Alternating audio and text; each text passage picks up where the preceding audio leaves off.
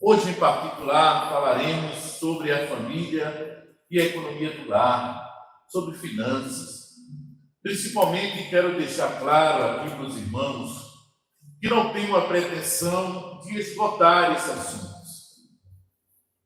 Não dá para, dentro de poucos minutos, falar sobre a economia no lar, sobre todos os aspectos necessários para compreendermos toda a sistemática de funcionamento dentro de um lar, dentro de uma casa. Quando você vai ler um livro de economia, a primeira definição que temos de economia, ela vem de uma origem grega que diz economia da casa, ou administrar a casa. E assim como nós nos esforçamos e lutamos para cuidar da nossa casa, na verdade, o lar é o berço de tudo que nós vamos reproduzir em sociedades. Se nós não cuidamos bem da nossa casa, certamente não cuidaremos dos nossos empregos, não cuidaremos bem das empresas que o Senhor queira colocar em nossas mãos. Deus, Ele quer forjar-nos para fazermos uma diferença neste tempo, nesta época de controvérsia, mas o Senhor está conosco. Falaremos sobre a família, a economia do lar. Como eu disse, não quero de maneira nenhuma ter a pretensão de esgotar esse assunto, devido à sua importância, devido à sua relevância para o mundo material, mas que reflete diretamente, que tem peso no mundo espiritual. Aleluia. Nem tampouco me dirijo a vocês como alguém que tem habilitação técnica em economia, mas como um servo de Deus semelhante a vocês, pelo qual recebemos a missão de nos apresentar como bons mordomos do Senhor Jesus, que pela sua imensa graça em todas as áreas da nossa vida, seja no corpo, pensamentos e obras, talentos e dons, em tudo que Ele nos entregou para cuidar, multiplicar e abençoar a obra do Senhor, nossa família e a sociedade. Aleluia! Como instruiu o apóstolo Paulo na primeira carta a Timóteo, no capítulo 4, versículo 12, na parte B, que diz assim: ele, orientando a Timóteo, disse: Timóteo, seja um exemplo para os fiéis, na palavra, no procedimento, no amor, na fé e na pureza.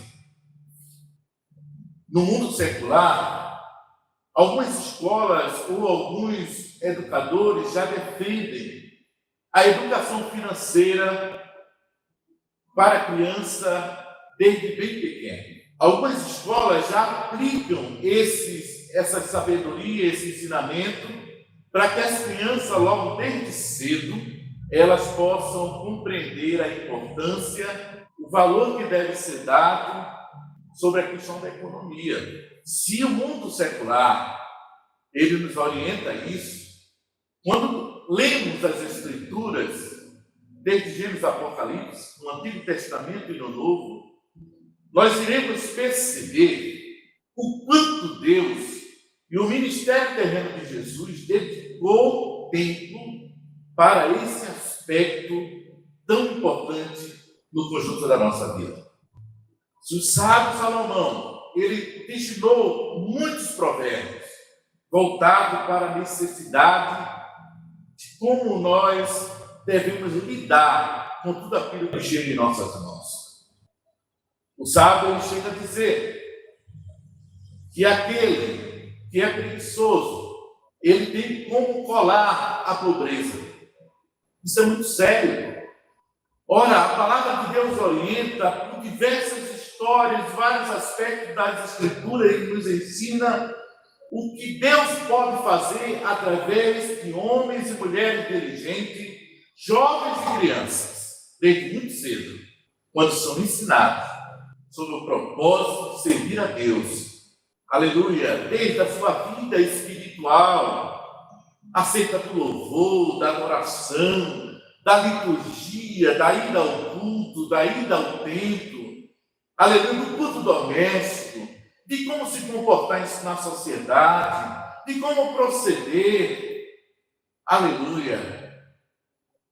Logo, quando a palavra ela destina tempo sobre esse ensinamento, logo percebemos que cuidar também das finanças, cuidar, aleluia, dos patrimônios que Deus coloca em nossas mãos, aleluia, também é um ato de glorificação ao nosso Deus.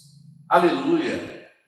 Às vezes nós somos convencidos de uma maneira errada, às vezes pela sociedade, às vezes por pais que não instruíram bem os seus filhos, acreditar que a espiritualidade ela está estritamente relacionada com muito se ajoelhar para orar, no cantar, no ir à igreja. Mas Deus também ele é glorificado quando nós conduzimos com responsabilidade aquilo que Ele coloca em nossas mãos. Quando eu falo aos irmãos nesta manhã, você de repente pode até pensar e dizer, certamente o pastor Eliabe, na trajetória da sua vida, foi muito diligente em tudo. Vamos dizer que sempre foi um pouco conservador. Sempre procurei ter cautelas quanto a dar determinados passos. Mas confesso também que quando nós viemos de uma família que é uma família maravilhosa, uma família boa, pais dedicados ao trabalho, a vida consagrada a Deus, mas muitas vezes não ficaram tão atentos quanto à educação financeira dos filhos.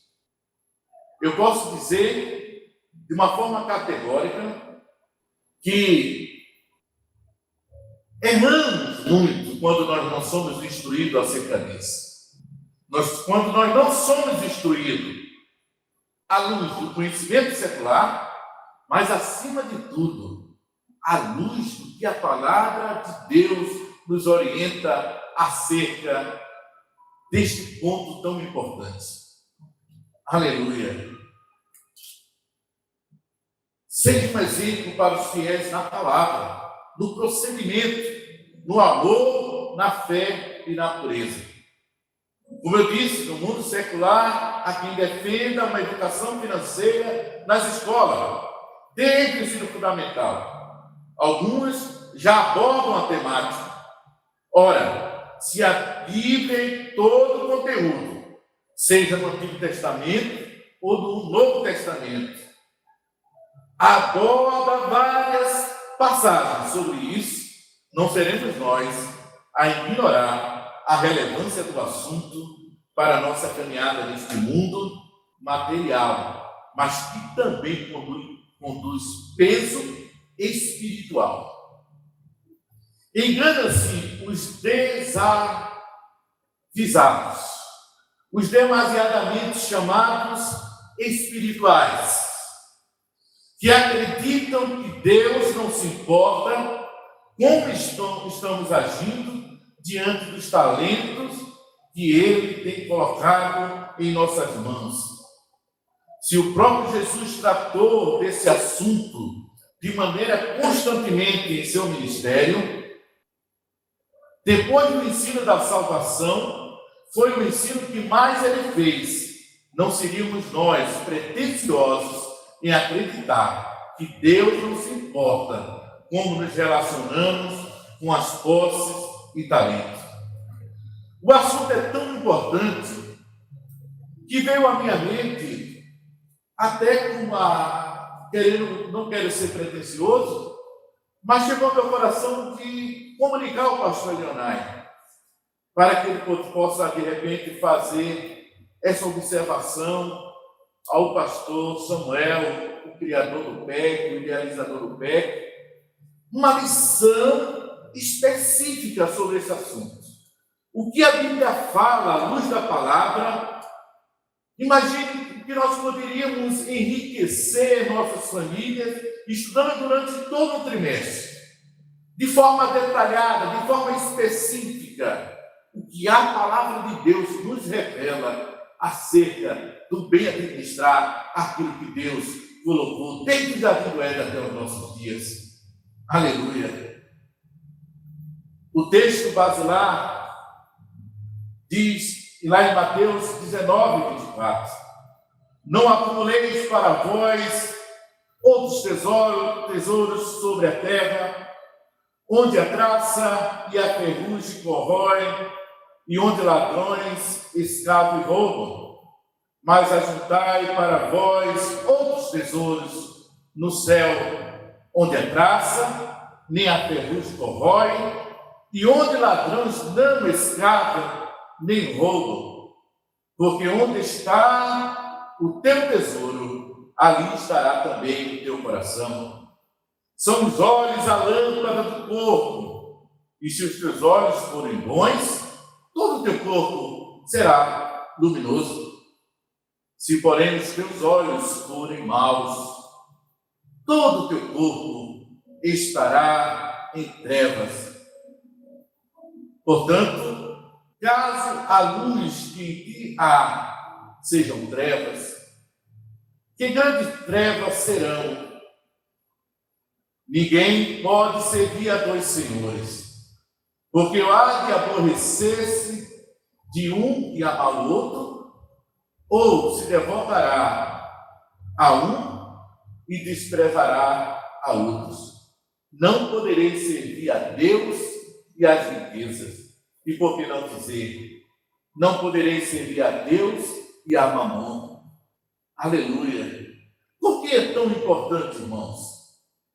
Meu Deus, quantos erros eu poderia ter evitado na trajetória da minha vida se eu tivesse tido uma educação maior, ou mais diligente quanto a esse assunto? Se eu tivesse sido muito ensinado sobre o que é a palavra de Deus. Sabemos que dentro da casa do Senhor, dentro das nossas casas, nós somos movidos pelo aquilo que nos falam, mas também pelo exemplo que nos dão. E nós percebemos que nós só podemos entregar aquilo que recebemos. E eu confesso que na trajetória da nossa vida, nós erramos muito por não receber ensinamentos mais profundos acerca desse ponto tão importante. Aleluia, porque muitas vezes acreditamos que assunto como esse não se refere a reino de Deus. Engane-se aqueles que pensam dessa forma. Aleluia. Cada vez que nós aprendemos a lidar como bom mordomo, de cuidar das coisas que Deus coloca na nossa mão, o Senhor, Ele é glorificado. O Senhor, Ele é glorificado no meio da nossa família, no meio da sociedade. O próprio Jesus, Ele disse que o homem, quando vai fazer uma construção, ele tem que calcular, ele tem que se preparar, de saber que materiais serão necessários, quanto ele vai precisar investir para fazer aquela construção. Porque se o homem não fizer isso, se ele não for diligente no cálculo, se ele não for cuidadoso, a construção ficará no meio da caminhada. Aleluia! Mas sabe, olha o que Jesus ensinou, olha o que Jesus entregou como ensinamento para nossas vidas. E ele ainda disse, olha, para que os que estejam em sociedade não olhem para aquela casa inacabada, para aquela construção inacabada, e de repente diga, eles não se prepararam para isso. Assunto financeiro, economia, é também reino de Deus. Aleluia! É para o aqui e agora, mas que tem peso eterno para a nossa vida aqui e espiritualmente no céu. Jesus disse, olharão para aquela construção que ficou pela metade e dirão, eles não foram diligentes, não fizeram cálculo. A Jesus complementa, diz assim, que qual é aquele que tendo um exército pequeno, sem condições de enfrentar um exército maior, não procurará a paz. Quantas e quantas vezes somos, irmãos, perdoe a expressão, somos levianos diante da responsabilidade de entrarmos em situações financeiras que não comportam dentro da nossa estrutura de vida. Às vezes o que recebemos não comporta, mas parece que pela necessidade da apresentação, do aparente, simplesmente da propaganda que induz a muitos decidem fazer aquilo que está fora da sua possibilidade. Ora, Jesus mostrou sobre a questão da construção. E a sua casa? E o seu lar? Não é uma construção? E o seu nome não tem nada a ser preservado quando você entra em situações que você não pode honrar? Como Deus está sendo glorificado através das minhas e das suas atitudes, através disso? Irmãos, as dificuldades, ela bate na porta de todo mundo. Às vezes, quando nós não somos diligentes, certamente nós vamos meter os pés pelas mãos. Falo todas essas coisas. Aí você pode dizer, certamente, pastor Eliário, o senhor deve ser um homem mais organizado. Deixa eu lhe dizer, uma boa parte da minha vida, eu precisei reconhecer que eu estava fazendo as coisas de maneira errada. Não podia conduzir a minha casa, nem tampouco aquilo que o Senhor estava colocando na minha mão, sem ser previdente, sem ser cuidadoso, sem fazer conta, sem observar. Às vezes, quando somos mais novos, temos uma tendência de ter a cabeça nas estrelas e muitas vezes não ter os pés no chão. Eu não estou falando do temor para que nós não possamos crescer e possamos evoluir, mas a relação da economia, ela está relacionada com princípios de contentamento, de se alegrar com aquilo que você tem. E alegrar-se com o que você tem não está relacionado a você ficar estagnado, mas você ficar alegre com a etapa daquilo que Deus permitiu que você tenha. Ora, se você precisa de coisas maiores, vai precisar de esforços maiores. Só haverá um progresso. Ou se recebe mais, e se puder casar gastando menos, acertando no que vai fazer, certamente isso vai lhe levar a um princípio de prosperidade na sua vida. Isso tem peso eterno, porque a partir do momento em que nós enfrentamos todas essas coisas com sabedoria, vinda da parte de Deus, aleluia, certamente o nome do Senhor será glorificado. É fundamental compreendermos que o tempo que empregamos na busca de um equilíbrio financeiro, muito nos revelará o quanto estamos sendo fiéis à missão, quanto mordomia daquilo que Deus entregou em nossas mãos. Aí você pode dizer, mas não é fácil, eu recebo pouco, eu tenho limitações, eu tenho dificuldades. O apóstolo Paulo, lá em Tiago, capítulo 1, versículo 5, na carta de Tiago, diz assim: se alguém de vocês tem falta de sabedoria, peça a Deus, que lhe dará livremente, deliberadamente, de boa vontade, e lhe será concedido. Isso é uma promessa de Deus, dentro da palavra do Senhor. Aleluia! Ele afirma, ele diz assim: se você não tem entendimento, peça a Deus. Busque conhecimento. O primeiro tópico da nossa lição diz assim: economizar é necessário. Economizar é uma matéria que exige esforço pessoal para aprender, principalmente porque demanda prática bom senso e equilíbrio. O comentarista diz no primeiro tópico: Jesus ensina a economizar. Jesus demonstrava cuidado com os que o seguiam. E o fato de Jesus se preocupar com a multidão faminta que o seguia, bem revela o seu cuidado para conosco quanto às nossas necessidades materiais.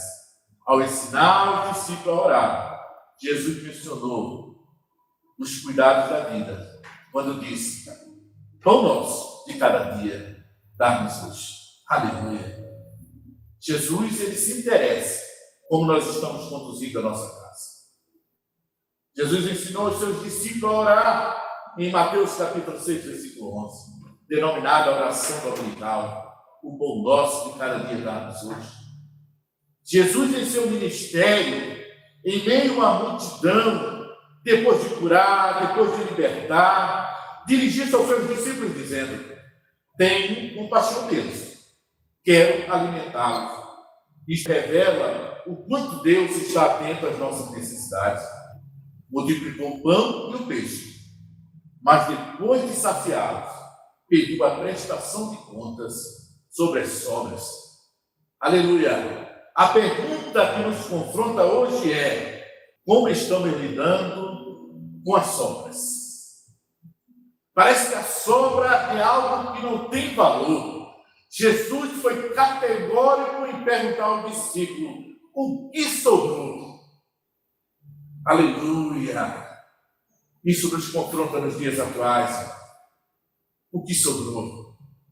Por mais complicado que seja o cenário da nossa vida, em algum momento existe sobra. Quando Deus nos manda uma provisão para a nossa vida, Ele não nos abandona. Jesus pergunta: tem sobra? Recolhe, guarda, não estrague. No reino de Deus não há espaço para o estrago, irmãos. Em segunda vez, no capítulo 4, conhecemos a história de uma viúva endividada, prestes a perder os seus filhos para os traidores. Se dirigindo ao profeta Eliseu, conta a sua causa, a sua história.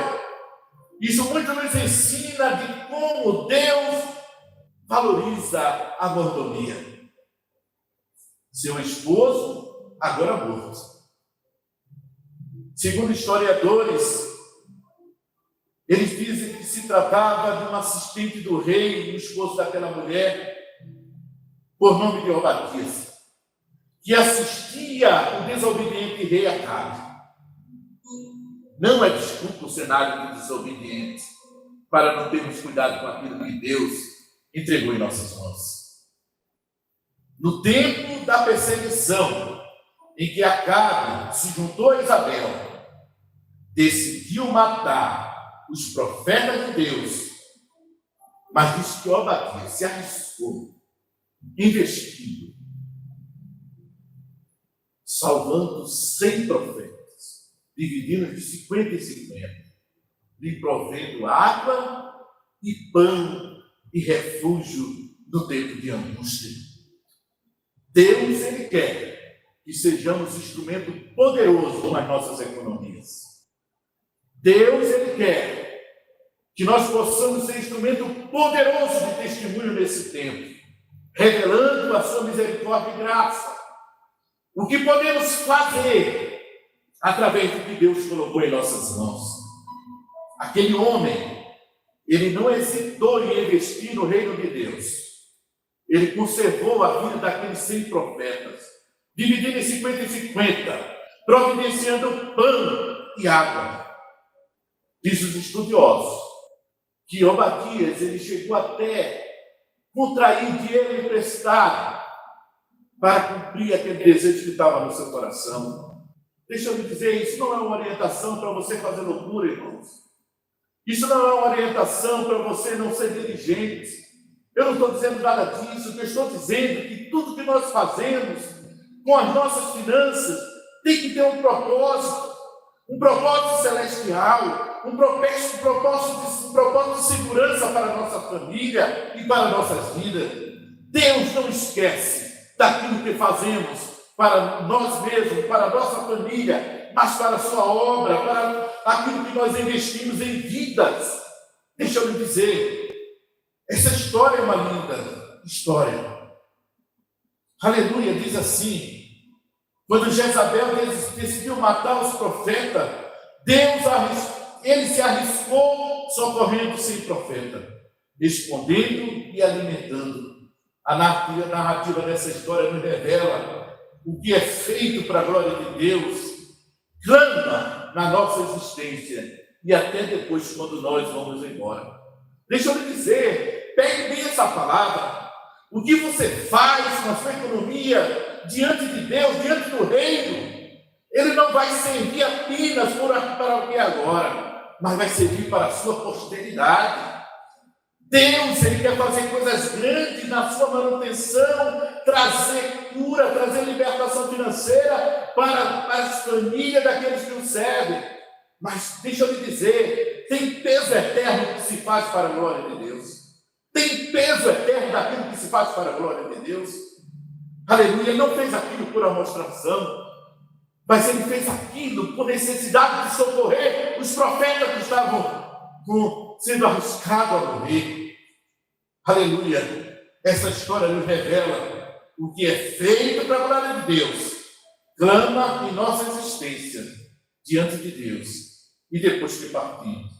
O testemunho daquela viúva ao profeta Eliseu foi sem dúvida, um dos testemunhos mais poderosos que podemos encontrar nas Escrituras Sagradas. Olha o testemunho dessa mulher. Quando ela se dirigiu para o profeta Eliseu, tu sabes o quanto ele era fiel no exercício que fazia. Tu sabes, Eliseu, que o meu esposo fazia, ele era um homem fiel. Aleluia, eu dou uma ousadia nesta manhã. Aleluia, que testemunho lindo. Sabe, irmãos, em meio à dificuldade financeira desse tempo, que testemunho estamos dando? Que testemunho você está dando do seu esposo? Que testemunho você está dando da sua esposa ao mundo? Que posição estamos tomando no tempo de crise? Que exemplo nós estamos entregando aos nossos filhos, à nossa esposa, a esposa, por sua vez, ao seu marido? Que testemunho nós estamos dando? O que nós também estamos nos referindo? O que é que nós estamos falando da nossa casa?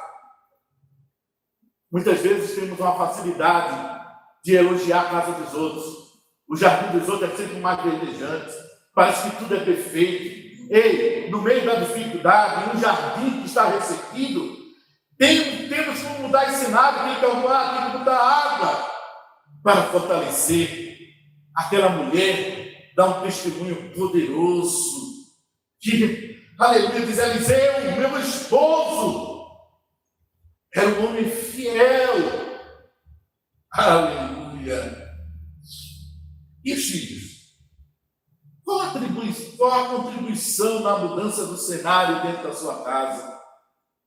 Existe um ditado que diz: quem não pode ajudar, não atrapalha. Quem não pode ajudar, não atrapalha. E aí, filho? Quando você sai do recinto e não apaga a lâmpada que ficou acesa no quarto. Mas, pastor, eu só estudo. Estudar, está estudando com diligência, possibilitando a mudança da sua vida, a trajetória da sua história. Aleluia! Você está valorizando o que investe em sua vida. Aí eu dirijo a palavra para os filhos nesta hora, porque muitas vezes achamos que vem tudo de graça. Mas deixa eu lhe dizer uma coisa: os filhos também têm responsabilidade quanto ao progresso da casa. Se não dá para contribuir economicamente, não se gasta de forma dissoluta, não se gasta, mas valoriza. Aleluia! Aí vem para os donos de casa, envolvendo homem e mulher. E o alimento que o Senhor permite colocar na mesa. E depois, quando fica estragado lá no fogão, porque ninguém teve coragem de recolher. Parece que a riqueza se estabelece apenas em ter um iate, uma grande mansão, sabe, alguma coisa nesse tempo de dificuldade. Ter alimento na mesa, isso é riqueza. E quantos não valorizam o que chega na mesa, estraga, bota aquilo que não suporta o estômago, colocar, absorver aquele alimento. Isso não é glorificar a Deus, isso é ser inconsequente, isso é não valorizar. Jesus ensinou que no reino dele não há espaço para desperdício. Eu e você, nós precisamos ser diligentes. Os filhos têm responsabilidade, a mulher tem responsabilidade, o homem tem responsabilidade no progresso da casa. E aquela geladeira que era para demorar, para passar 7 anos, 8 anos, e não aguenta porque não tem zelo. Muitas vezes trabalhamos contrário à bênção do Senhor. E quando o Senhor quer abençoar a nossa casa, não cuidamos de conservar aquilo que Ele já colocou em nossas mãos. Meus irmãos, eu falo isso porque é necessário despertarmos que tudo que é muito grande, um dia foi pequeno. É a lei do contentamento, do cuidado, da preservação. Se uma geladeira não precisa ser trocada a cada ano, não vai ter necessidade de comprar outra geladeira, mas já vem um fogão, já vem outras coisas para dentro da casa. Se não houver diligência e cuidado dentro do lar, não haverá progresso, não haverá prosperidade. Aleluia. A pergunta do profeta foi: o que tens em casa, mulher? Ela respondeu: a tua serva não tem nada, apenas um pouquinho de óleo, um pouquinho de azeite. Apenas tem um pouco de azeite. Às vezes, nós precisamos descobrir o pouco que temos dentro de casa. Às vezes, não damos valor ao pouco que temos dentro de casa. Despertemos. Não é tempo de desperdício. No reino de Deus, não há espaço para desperdício. Aleluia. Precisamos descobrir as riquezas já disponíveis dentro da nossa casa. Por mais simples que a casa seja, irmãos, existe riqueza nela.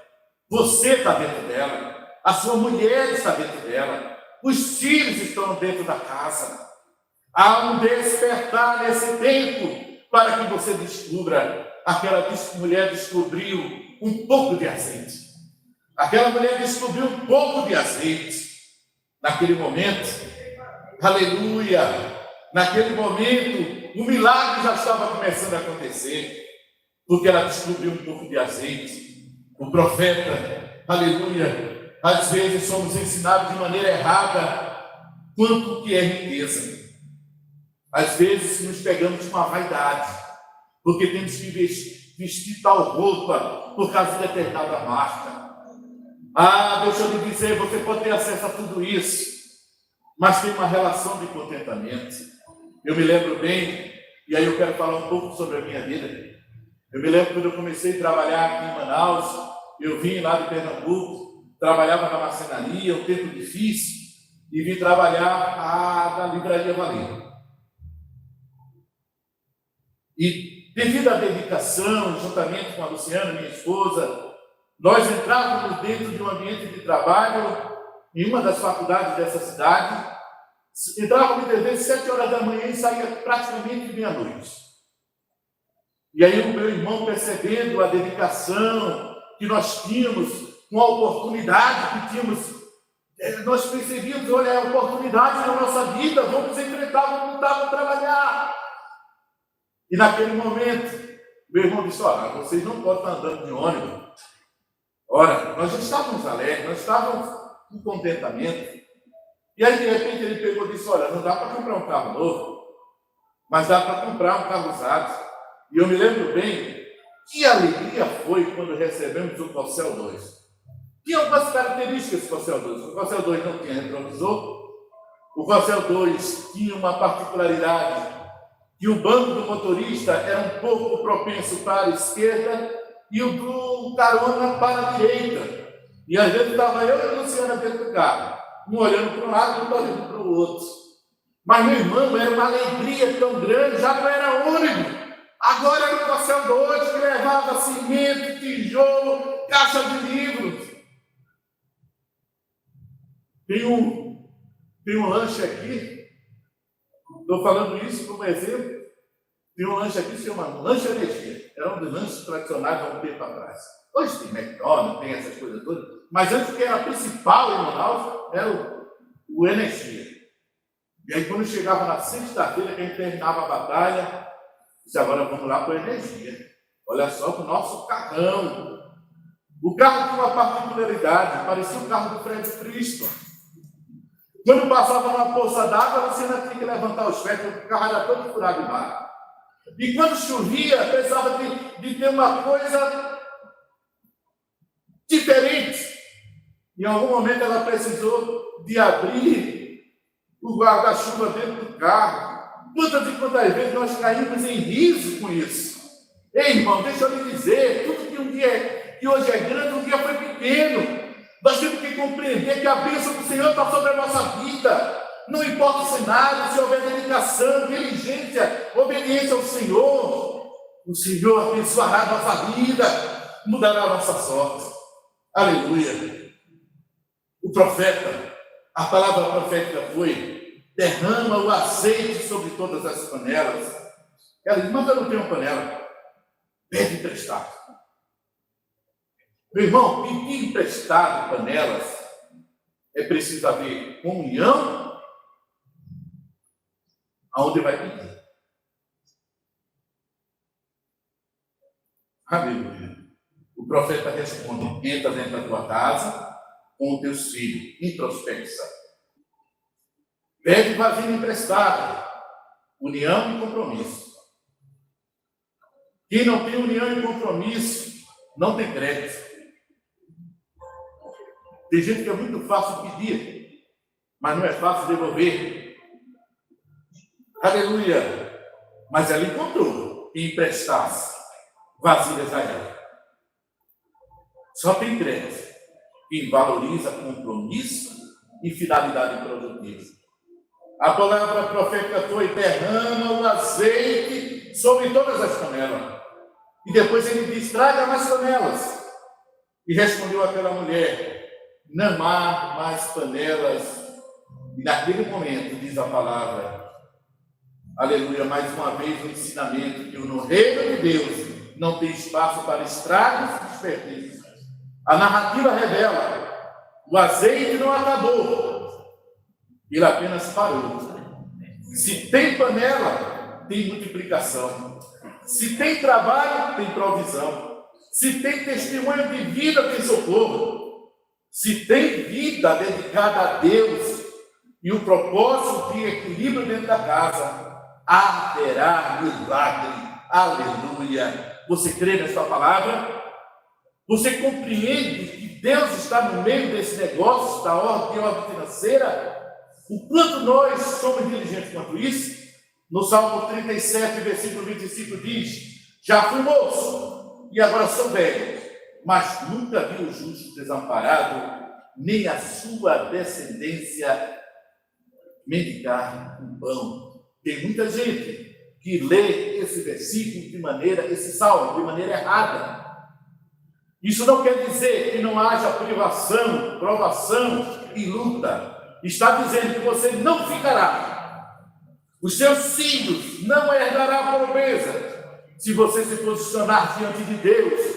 Quando ele diz assim: eu fui moço, mas agora eu sou velho, e nunca vi um justo ser desamparado. Podemos ser atribulados, angustiados, mas não derrotados.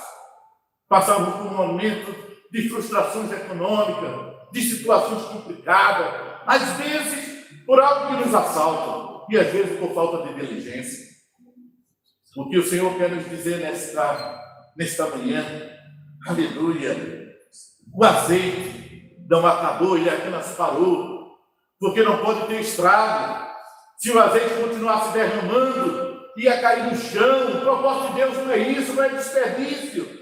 Enquanto tinha panela para colocar azeite, o azeite continuava derramando. Isso fala de cenário, isso fala de quebra de paradigmas. É como diz assim: muda o cenário, muda a tua forma de agir, muda a tua concepção de dar a palavra e cumprir. Utiliza o teu compromisso com aquilo que tu fazes. Se não te liberarem acerca disso, eu sei que muitas vezes, irmão, nós não temos condições. Eu falo com experiência, irmão, sobre a administração de conflitos e dificuldades.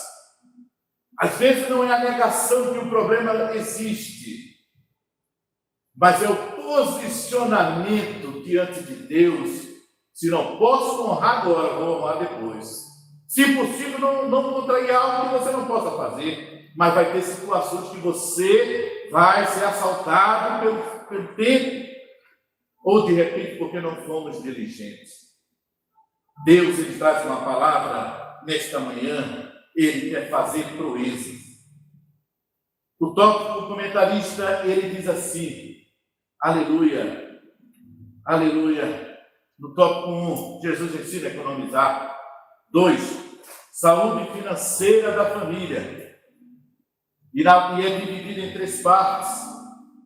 Na parte A, diz assim, planilhe, organize as suas despesas. Você pode não ter solução, mas prepara as panelas, prepara o trabalho, prepara o estudo, prepara a diligência. E veja o que Deus vai fazer. Você tem que estar preparando as panelas e estar com o olho na terra, no trabalho, no estudo, na diligência, e olhando para o céu, dizendo: de onde virá o meu socorro? O meu socorro vem do Senhor. Aleluia! Sempre há um socorro, sempre há uma saída. Jesus mostrou aos discípulos que deviam dar continuação ao programa divino de assistência a multidões e aos necessitados. Jesus, eu só não concordo com o comentarista nesse tópico, que diz assim: Jesus certamente entendia. Certamente é quase dúvida. Jesus não certamente entendia, não. Jesus entendia de economia. Se ele não entendesse, ele não ensinava isso. Jesus entendia muito, porque faz parte do princípio espiritual cuidarmos dessas situações. Já está. Aí o segundo tópico diz assim: economia não se trata de mesquinharia, nem economia de palito. Tem gente que confunde isso. Muitas vezes acha que tem que abraçar práticas de miséria. Não. Coma, meu irmão. Beba. Com diligência, com cuidado. Terceiro, saúde financeira. Como alcançar? Planilhe seu orçamento. Compre apenas o que você precisa. Desenvolva uma cultura previdente. Poupe o que for possível. E, quando possível, planeje suas compras necessárias. Não gaste o que você não tem. Se liberte da aparência. Tudo tem tempo. Falar de economia é falar de tempo, porque até no tempo das aflições, nós temos que compreender que se houver planejamento, se não dá para sair do sufoco em um mês, coloque na sua mente, prepare 5 anos, faça uma organização de 5 anos. Ah, irmão, mas é muito.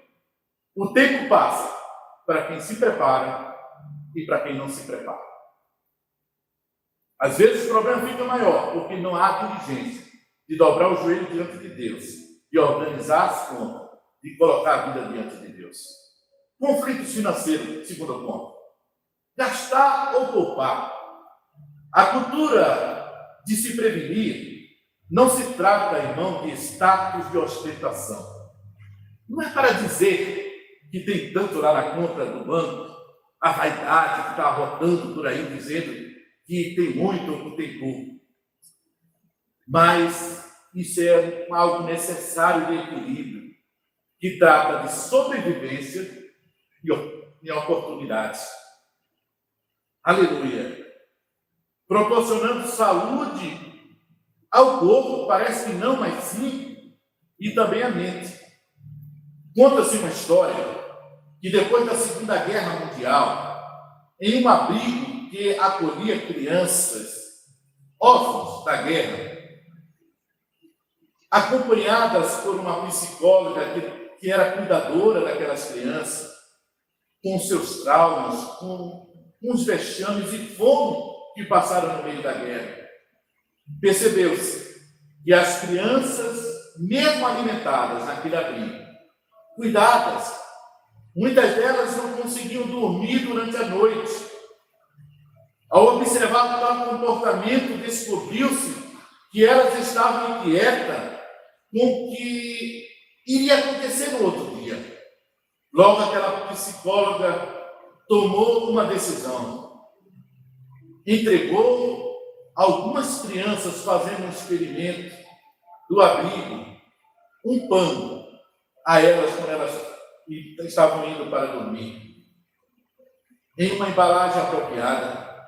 Mas no outro recinto, para saber como eles se comportariam, não deu pão às crianças que estavam no outro recinto e ficou observando o comportamento das crianças. Depois de analisar o experimento, percebeu-se que as crianças que receberam pão ficaram mais expostos, as que não receberam pão ficaram mais expostos ao distúrbio do sono. Enquanto as que receberam pão adormeceram agarrando o pão sobre o seu corpo. Descobriu-se assim que aquela criança que tinha recebido um pedaço de pão produzia nelas a confiança que no outro dia, por pior que fosse o outro dia, elas teriam um pão para comer.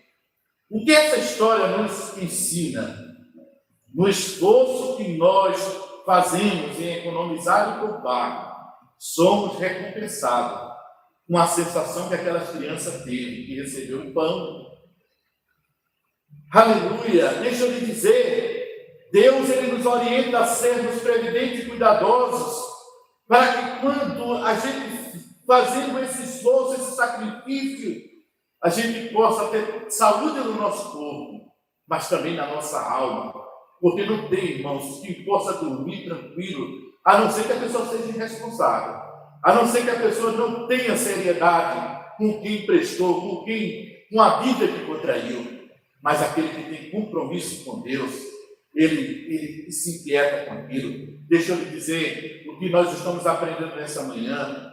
Seja diligente, busque sabedoria em Deus, para que Deus possa fazer você atravessar tempos de grandes dificuldades, de grandes tribulações. Não é porque você está chamando a tribulação, mas é porque a tribulação vem se você chamar. Prepare-se. Ah, pastor, mas você não conhece a minha história. Se eu contar a minha história mesmo, você vai chorar, então é melhor você não escutar. Deus, ele é poderoso para fazer nós galgarmos pontos altos na nossa vida financeira. Deus quer fazer proeza nesse tempo através da nossa vida. Como eu disse, em uma parte da minha vida, eu não fui tão previdente. Passei agonias terríveis em algum momento.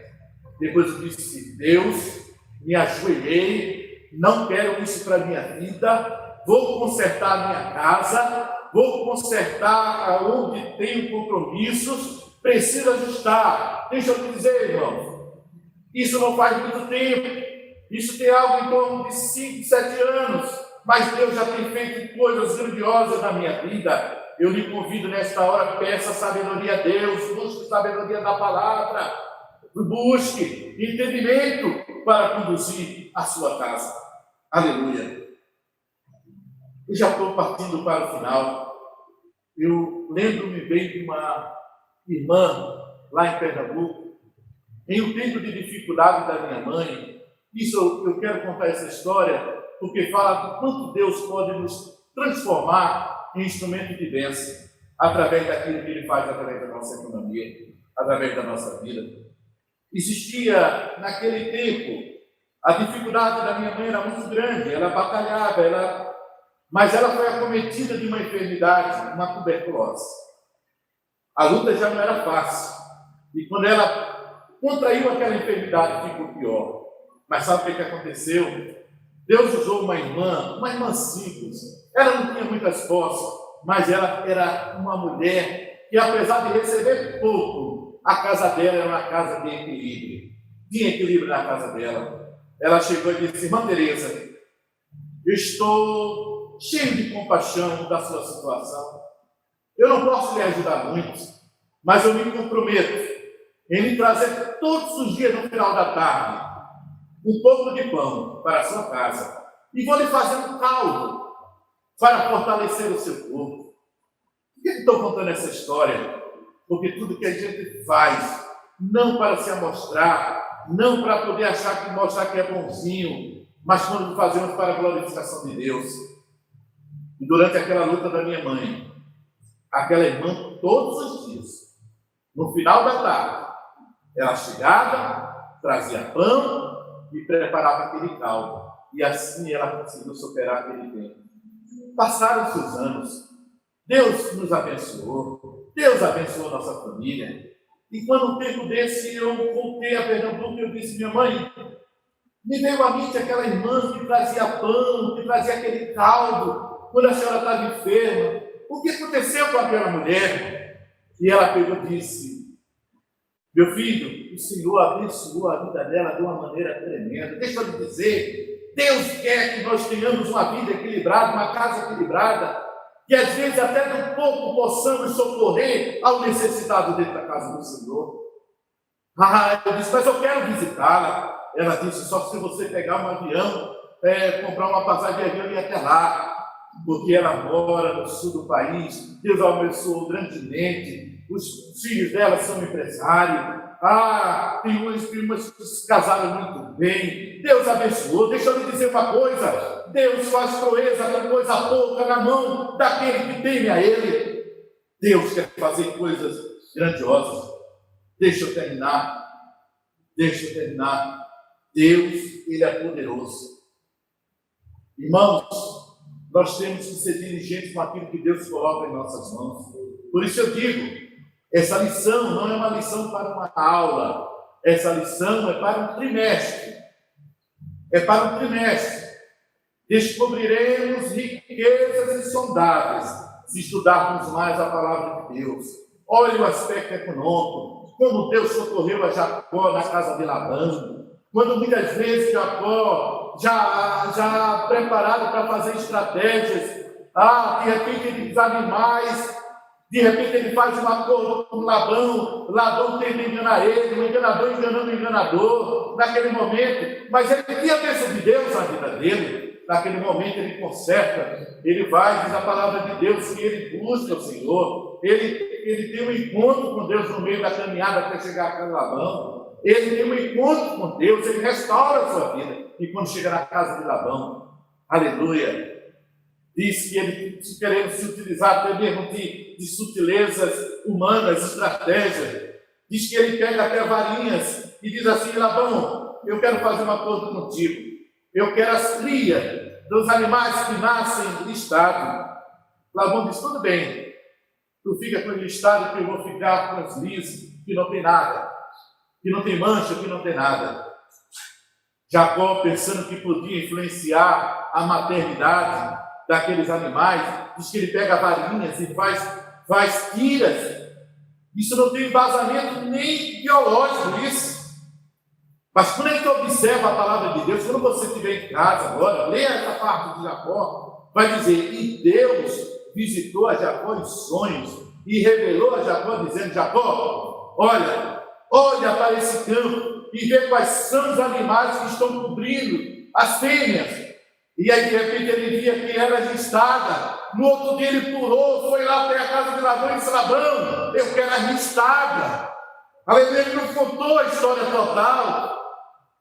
Não foi a estratégia de cortar a varinha que fez com que ele prosperasse, mas foi a revelação de Deus que foi até ele. Deixa eu te dizer, nesse tempo, clama a mim e responder-te-ei, e anunciar-te as coisas grandes de ti, porque não sabe. Se você não se acha apto para conduzir a sua casa, as suas finanças, Deus quer revelar os seus mistérios, uma forma de agir. Que o Senhor nos abençoe nesta manhã, que o Senhor nos abençoe grandemente. as nossas vidas. Eu não vim aqui, irmão, doutrinar a vocês por experiências minhas pessoais. Cada um tem suas experiências com Deus. Mas eu só falo a título de testemunho que Deus é Deus que pega cenários adversos e todo aquele que se humilha e se apresenta diante dele e coloca a sua causa, sendo culpado ou não. Se é culpado, conserta o altar. Se a coisa está complicada, se não foi diligente, que não cuidou da casa, que não cuidou daquilo que Deus colocou na mão, existe solução para aqueles que se humilham diante de Deus. Senhor, eu quero acertar, eu quero consertar o meu altar, eu quero consertar o altar da minha casa, eu quero fazer diferente, me faz prosperar sobre a terra. Aleluia. Deus me fará prosperar. Aleluia. Nesta manhã, eu quero orar pela sua vida. Aleluia. Eu quero aproveitar nesse momento, orar pela minha esposa. O pastor já falou aqui, a Luciana completou ano no dia 26.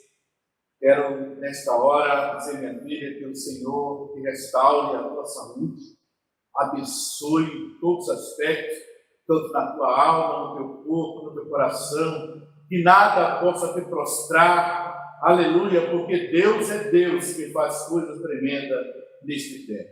Amado Senhor, nesta hora eu quero te louvar pela tua palavra que foi exposta aos nossos corações. Deus, faz frutificar dentro do nosso ser, faz frutificar dentro da nossa vida. Senhor, esta palavra, e a palavra diz, assim como está caindo, Senhor, a chuva sobre a terra, a tua palavra diz que ela não voltará sem fazer o que lhe apraz. Nesta hora, faça frutificar a semente da tua palavra em nossos corações. Também nesta hora eu peço pela vida da pastora Luciana, Senhor, nesta hora. Tenha misericórdia, levanta o teu rosto e lhe dê a paz. O teu sangue tem poder, o teu sangue nos garante a vitória. Uns confiam em carro, Senhor, outros em cavalo, mas nós faremos menção ao nome poderoso teu. Aleluia. Assim, meus irmãos, eu louvo a Deus nesta manhã. O Senhor é fiel, o Senhor continue nos ajudando. Aleluia. Errei muito quanto à condição da minha casa ou da empresa, mas consertei o meu altar. E o Senhor está fazendo milagre. O Senhor está abençoando em nome de Jesus.